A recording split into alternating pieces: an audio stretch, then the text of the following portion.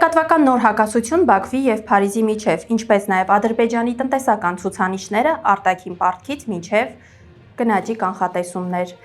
Դրան զուգահեռ միջազգային քաղաքական նոր իրադարձություններ ու զարգացումներ Իսրայելից, Թուրքիայից, Ռուսաստանից եւ Մերձավոր Արևելքից։ Բարև ձեզ, Փաստինֆոյի եթերում բաց մի թողեք հաղորդաշարն է, որի շրջանակներում շարունակում ենք հետևել թշնամու ներքին անցուդարձին։ Բաքվի եւ Փարիզի միջև տեղեկատվական դաշտում հերթական հակասությունն է առաջացել։ Ադրբեջանի Բաքվի նախաձեռնությունների խումբը հղում անելով Իլհամ Ալիևի հայտարարություններին բարձրացրել է Ֆրանսիայի արտասահմանյան տարածքների ինքնորոշման հարցը։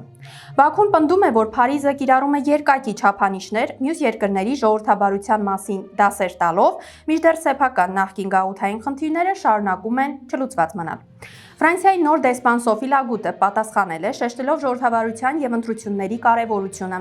Սակայն կողմերի վեճը ցույց է տալիս ավելի լայն հակասություն կապված Հարավային Կովկասում ազդեցության, էներգետիկ շահերի եւ Եվրոպայի հարաբերությունների հետ Ադրբեջանի մասով։ Բաքուն փորձում է օգտագործել Ֆրանսիայի գաղութային անցյալը, պաշտպանելու իր դիրքերը միջազգային հարթակներում, իսկ Փարիզը շարունակում է շեշտադրել ժողովրդավարական սկզբունքները։ Ադրբեջանի պետական պարտքը գերազանցել է 4.6 միլիարդ դոլարը։ 2026 թվականի հուլիսի 1-ի դրությամբ Ադրբեջանի արտաքին պետական պարտքը կազմել է 4.62 միլիարդ դոլար, որի 86.4%-ը դոլարային պարտավորություններն են։ Պարտքի գրեթե 60%-ը պետք է մարվի առաջիկա 5 տարիների ընթացքում, իսկ արտաքին պարտքի հիմնական մասը բաժին է ընկնում միջազգային ֆինանսական կազմակերպություններից ներգրավված վարկերին։ Արեստացին Ադրբեջանի պետական պարտքի աճին զուգահեռ Ադրբեջանի կենտրոնական բանկը նախազգուշացնում է գնաճի վտանգի մասին։ Կենտրոնական բանկի ղեկավարի խոսքով 2026 թվականի վերջին Ադրբեջանի գնաճը կկազմի 5.9%, իսկ 27 թվականի վերջին 4.5%։ Իսրայելում անհետացել է Ռուսաստանից ժամանած պրո-պաղեստինյան հրապարակախոսը։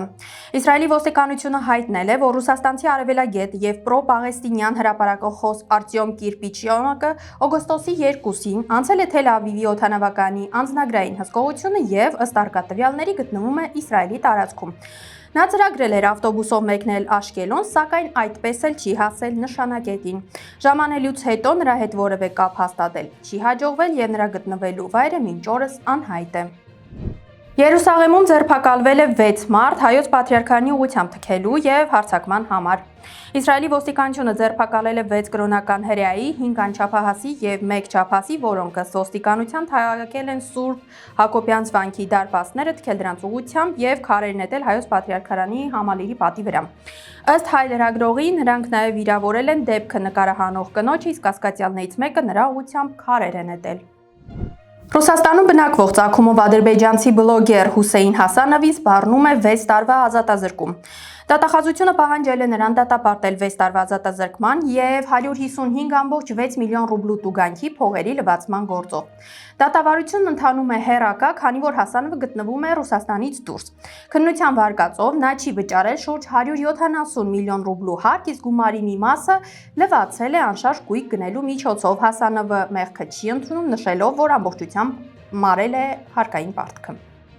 Արեստացին Ադրբեջանում դատական ճնշման հերթական դեպքը։ Ադրբեջանի Շաբրանի շրջանի գործադիր իշխանության ղեկավար Ասիֆ Հուսեյնովը մասնավոր մեղադրանքով դատարան էր դիմել զրպարտության մեջ մեղադրելով Ուզունբոյատ գյուղի 52-ամյա բնակիչ Վյուսալ Մուրադովին։ Դատական վեճի պատճառը Մուրադովի հրապարակային հայտարարություններն էին, ըստ նրա, իր մայրը ավելի քան 3 տարի առաջ պաշտոնյային պարտքով վաճառել էր 15 տոննա սերմացու գարի 10.500 մանատ արժողությամբ, սակայն ընտանիքի պնդմամբ մինչ օրս վճարումը չի կատարվել, չնայած պետական տարբեր կառույցներին ուղղված բազմաթիվ դիմումներին։ Ի պատասխան այս հրապարակումների շրջանի ղեկավարը դատական հայց էր ներկայացրել յուղացու դեմ, նրան մեղադրելով զրպարտության մեջ։ Քուվեյթում հեռուստահաղորդավարուհուն դատապարտել են 3 տարվա ազատազրկման Իրանի նկատմամբ համակրանքի համար։ Քուվեյթի պետական հեռուստաընկերության հաղորդավարուհի Զեյնաբ Դաշտին դատապարտվել է 3 տարվա ազատազրկման սոցիալական ցանցերում Իրանի աջակցություն համարվող հրապարակումների համար։ Դատարանը նրան մեղավոր է ճանաչել թշնամական պետության նկատմամբ համակրանքի, միջկրոնական հակասություններ հրահրելու եւ ազգային անվտանգությունը վնասելու հոդվածներով։ Amnesty International-ի տվյալներով պատերազմի սկսվելուց հետո Քուվեյթում ձերբակալվել է շուրջ 1200 մարդ, հիմնականում սոցիալական ցանցերում արված հրապարակումների համար։ Թուրքիայում զբոսաշրջիկների թիվը նվազում է։ 2026 թվականի երկրորդ եռամսյակում Թուրքիայում զբոսաշրջությունից ստացվող եկամուտը նվազել է 2.6%-ով, կազմելով 15.9 միլիարդ դոլար, իսկ օտարերկրյա այցելուների թիվը կրճատվել է 5.1%-ով, հասնելով 15.6 միլիոնի։ Թուրք վերլուծաբանների գնահատմամբ հիմնական պատճառներից մեկը հանգստի թանկացումն է, ինչի հետևանքով Թուրքիան աստիճանաբար կորցնում է մատչելի զբոսաշրջային ուղղության իր հեղինակությունը։ Արհեստածին Ադրբեջանի Սաբիրաբադի շրջանում բամբակագործներ ահազանգում են ոռոգման ջրի պակասի մասին։